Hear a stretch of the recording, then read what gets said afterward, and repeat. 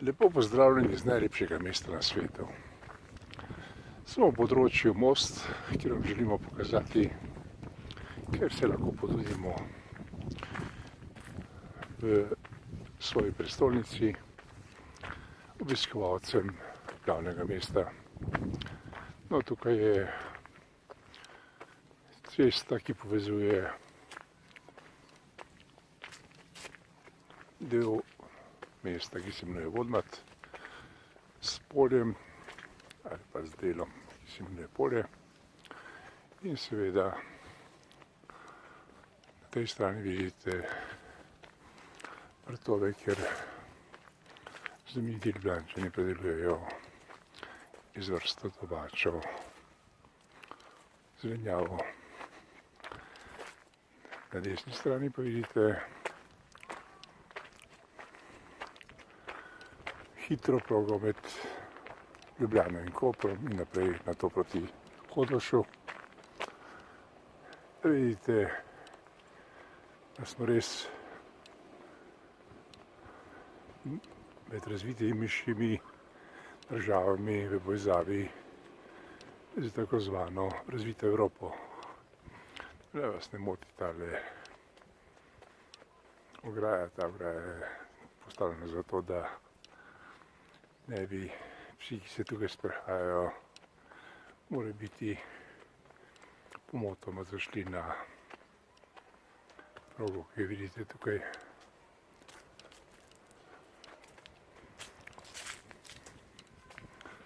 Vse res lepo urejeno, zato skrbi podjetje Slovenske železnice in seveda zdajle bo to poskrbela naša nova ministrica, da bo to še prijaznejše. In ko se bo Marija Terezija zbudila, bo ugotovila, da smo res napredovali in da se je splačalo takrat povezati Dunaj s Trstom. No, to je ta železniška proga, ki je res nekaj posebnega, tehnološko napredna, ki sprejema hitre vlake na relaciji Koper-Hodoš ali pa, če smo nekoliko natančnejši, Koper-Ljubljana in nato Ljubljana-Maribor in nato ali morda s povezavo z Gradcem ali naprej madžarsko mejo, s katero se nočemo zaradi tako imenovanega oholega Orbana povezovati, ker imamo, vidite, tehnološko dovršeno železniško infrastrukturo, ki je vredna primerjave s katerokoli zahodno državo.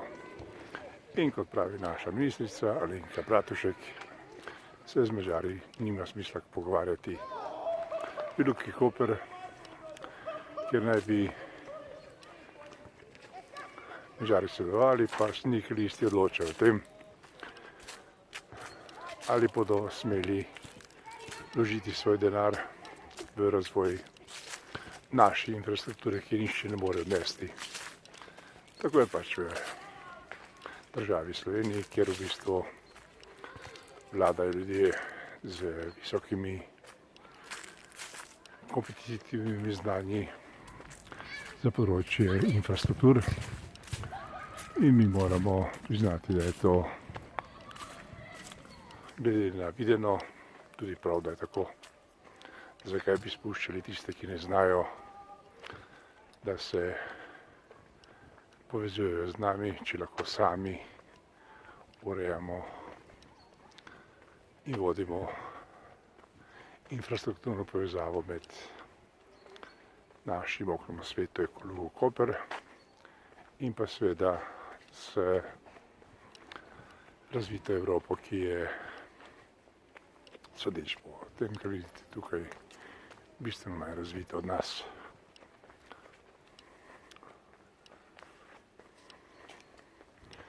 No, to je bil kratek utrinek, da bo Alenka Bratušek, ko bo dojela, kaj vodi in katero ministrstvo upravlja, vedela, kako bo ravnala, ko ji bodo ponujali denar za razvoj naših železniških povezav med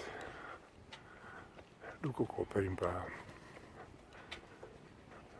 Evropo oziroma vzhodom, kot so Ukrajina, Mačarska in pa seveda Rusija. No, to bomo še pokazali, kako je urejena ta zavarovalni del proge, ki omogoča, da lahko kadarkoli stopite do tirov in si seveda ogledate čežnju se v redu. No, to delajo specialisti, ne mi smo navadni laiki in si tega ne smemo privoščiti. Mi bomo samo pokazali, da je to mogoče. No, recimo tule, vidite, ograja, ta nagib ograje pomeni, da je stvar prilagoditve morebitnemu vetru. Če piha desno, se ograja nagiba desno, če piha levo, se ograja nagiba levo. No, to je bil kratek utrinek dela naše infrastrukture, lučaj od glavne postaje železniške v Ljubljani. Mi pa se bližamo delu most, čakajoč, da bi mimo zapeljal morda kak vlak.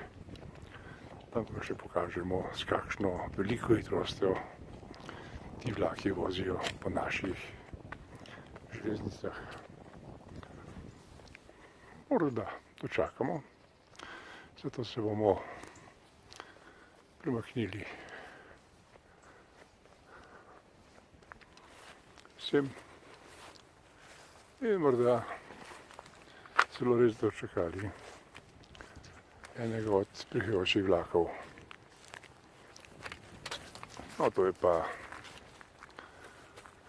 posnetek, ki dokazuje, da mora naša ministrica postoriti še marsikaj, če želi javnosti in seveda stroki dopovedati, da smo mi na pravi poti. No in kot obljubljeno, ne boste verjeli, prihaja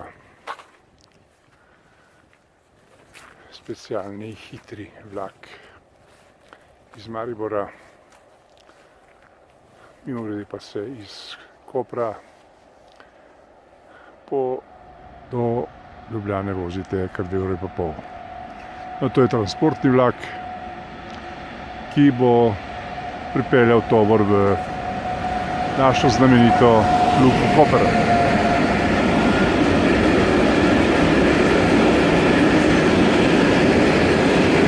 Morate priznati, da je res velika hitrost. Seveda, ker imamo veliko tirov, urejene tire, je hitrost tudi temu primerna. No, to je bilo to, da bo naša ministrica vedela, če so se morali njeni podaniki lotiti, da bomo imeli tehnološko urejene železnice v primerjavi z tistimi zaostalimi iz zahodne Evrope, ki že vozijo tamle tudi do 300 km in več na uro. Ta vozi šestino tega. Lepo se imejte in zopet ste nekaj izvedeli.